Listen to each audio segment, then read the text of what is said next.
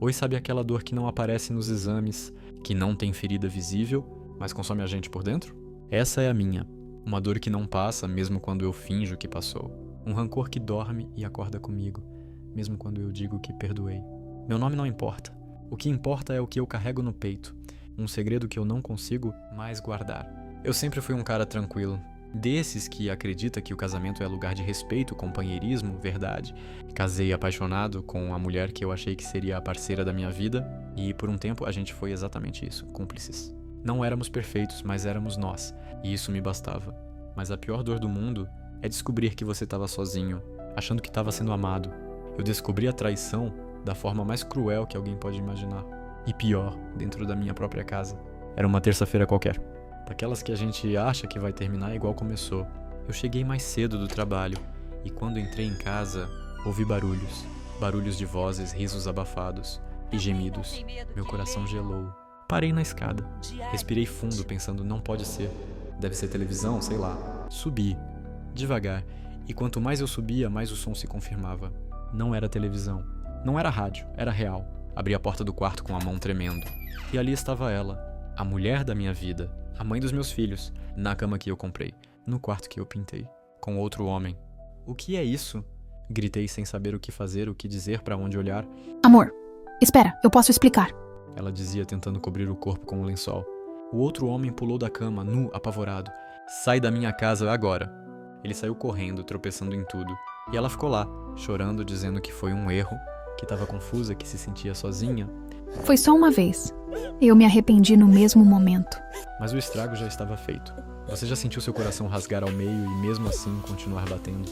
Foi assim que eu me senti naquele dia. E mesmo com tudo aquilo, eu não consegui gritar mais. Não consegui bater porta, só chorei. Sentei no chão. Desabei. Ela tentou me tocar e eu empurrei. Não encosta em mim. Eu preciso respirar. Saí de casa sem rumo. Andei a cidade inteira. Parecia que a dor me perseguia onde eu fosse. E por mais que eu tentasse entender, nada fazia sentido. Como é que alguém diz que te ama e depois faz isso?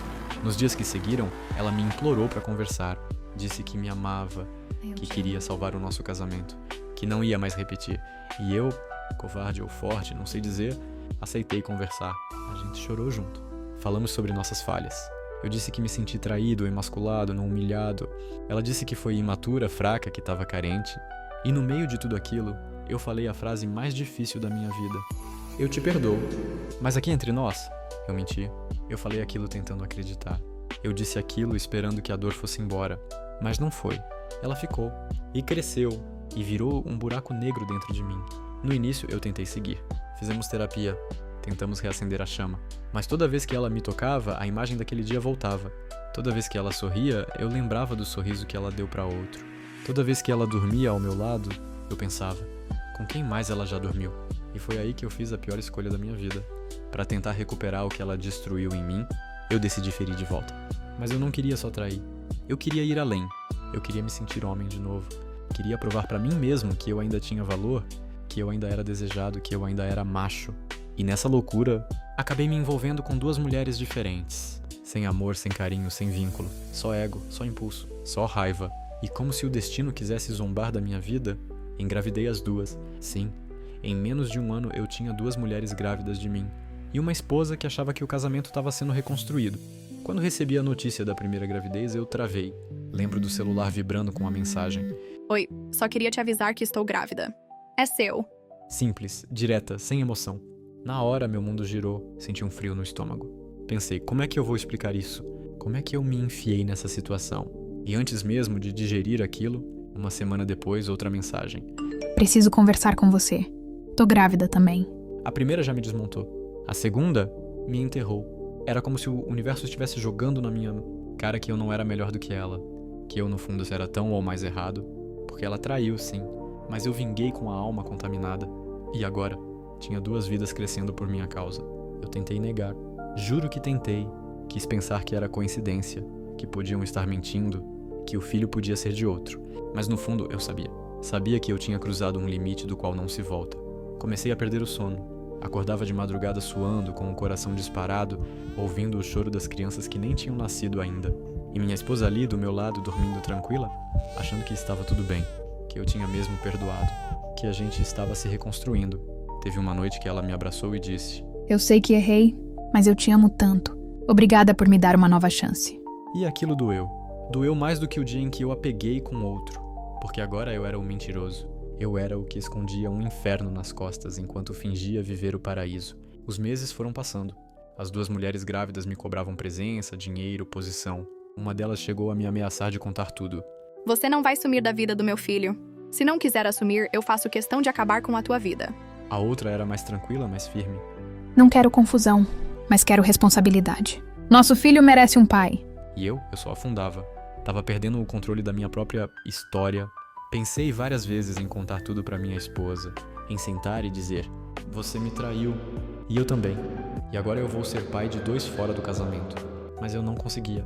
Toda vez que tentava, ela vinha com um carinho, com um olhar de gratidão, com um sorriso leve. E eu morria por dentro. A verdade virava um nó na garganta que não saía. Eu me odiava. Odiava a covardia de não contar. Odiava o medo de perder ela. E odiava mais ainda saber que, mesmo se eu contasse, nada daquilo ia me trazer paz. Porque a verdade, irmãos, é que eu não fiz aquilo pra me igualar a ela. Eu fiz por ego, por dor, por vingança. Eu não queria outra mulher. Eu queria me vingar da imagem dela nos braços de outro. E agora, tinha 2 crianças no mundo, sendo consequência de uma guerra interna que nem era delas. Comecei a viver em piloto automático. Trabalhar, sorrir, conversar, mas por dentro, vazio. Toda vez que eu olhava no espelho, era como se visse um estranho. Um homem quebrado, um pai ausente, um marido mentiroso. E ainda assim, fingindo ser um homem honrado. Até que um dia, minha esposa encontrou uma mensagem no meu celular. Era uma conversa com uma das mães. Ela entrou no quarto com o celular na mão, pálida, tremendo. O que é isso aqui? Eu congelei, senti o coração parar. É verdade o que tá escrito aqui? Que você tem um filho fora do casamento? Não consegui mentir. Baixei a cabeça e disse: 2. Ela sentou na cama. Silêncio. Os olhos dela se encheram de lágrimas, mas ela não chorou. Só disse: Você se vingou de mim? E eu não soube responder, porque naquele momento, nem eu sabia mais quem eu era. Ela não gritou, não quebrou nada, não me xingou. E, sinceramente, aquilo doeu mais do que qualquer escândalo. Você tinha dito que me perdoou, mas estava me punindo em silêncio. Dormia ao meu lado, com o coração cheio de ódio. Por quê? E você acha que destruir outras 2 vidas vai curar essa dor? Eu não pensei, eu só reagi. Eu tava ferido. E agora tem 2 crianças no mundo, filhos de uma vingança. E eu? Como fico nessa história? Como é que eu olho pra você agora?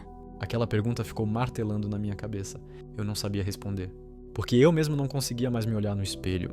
Depois disso, ela saiu de casa. Disse que precisava pensar. Não levou nada, só pegou a bolsa e sumiu. Eu fiquei ali, sozinho, na mesma sala onde um dia a gente fez planos, onde sonhamos com filhos, viagens e envelhecer juntos. Tudo agora era silêncio. Nos dias seguintes, eu tentei viver como se não estivesse afundado. Continuei indo pro trabalho, pagando as contas, respondendo mensagens das mães dos meus filhos. Mas por dentro, eu tava quebrado. Comecei a evitar tudo. Amigos, familiares, redes sociais. Não queria explicar, não queria mentir, não queria mais nada. A única coisa que eu queria era assumir. Uma noite bebi mais do que devia. E chorei. Chorei como uma criança. Porque no fundo toda essa armadura que eu criei pra provar que era forte, não passava de fachada. Eu era fraco, ferido, orgulhoso, imaturo. E o pior, eu me achava certo. Passei semanas naquele estado, sem saber o que fazer. Uma das mães exigia teste de DNA, pensão, nome no registro. A outra, mais compreensiva, só queria que eu estivesse presente. Mas até isso eu não conseguia dar. Porque como eu ia ser pai se eu nem sabia mais ser homem, foi então que recebi uma carta. Escrita à mão, da minha esposa. Não esperava. Ela não tinha me bloqueado, mas também não atendia minhas ligações. A carta dizia: Eu te perdoo, não porque você merece, mas porque eu não quero mais viver com raiva. Eu errei, você também. Mas agora, há vidas envolvidas, crianças. Elas não pediram para nascer em meio ao nosso caos. Elas merecem o que a gente não soube dar um ao outro: amor, estabilidade e verdade. No fim da carta, ela dizia algo que me desmontou completamente. Eu li aquela carta mais de 10 vezes, e em cada leitura eu chorava mais, porque pela primeira vez eu me senti pequeno, não inferior, pequeno mesmo, insignificante diante da dor que causei. Passei dias pensando naquela carta, nas palavras dela, no que eu tinha me tornado, e pela primeira vez eu parei de colocar a culpa só nela, porque sim, ela me traiu, ela destruiu o que tínhamos, mas eu fui além. Eu respondi com destruição também. Eu multipliquei a dor. E agora, o que restava de mim? Depois daquela carta, eu parei de fugir. Parei de fingir que o que eu fiz foi reação. Porque não foi. Foi covardia. Foi um ato de desespero mascarado de virilidade. Eu não provei minha masculinidade. Eu destruí ela. Comecei a procurar ajuda. Voltei à terapia, mas agora sozinho. Sem querer consertar o casamento. Eu queria me entender. Queria encarar meus erros de frente. Ouvir de mim mesmo o que ninguém mais tinha. Coragem de me dizer, você errou feio. Com o tempo, fui criando coragem para fazer o que deveria ter feito. Desde o começo, me aproximar dos meus filhos. Não como salvador, não como herói, mas como um homem tentando aprender a ser pai. A primeira vez que vi meu filho recém-nascido no colo da mãe, eu chorei.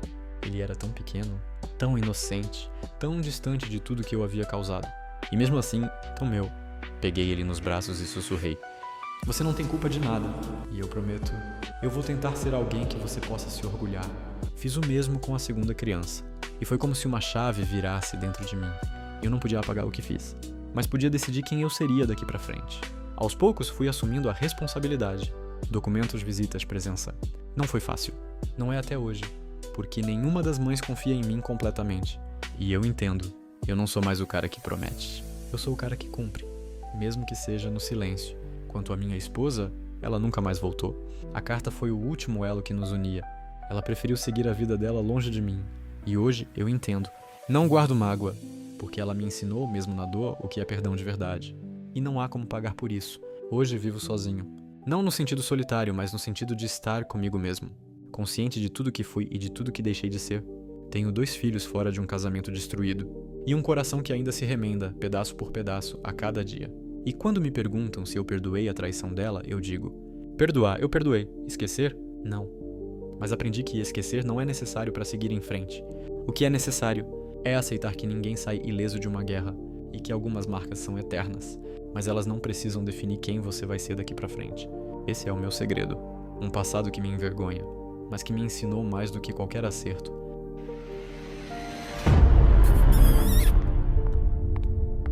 Relatos de traição.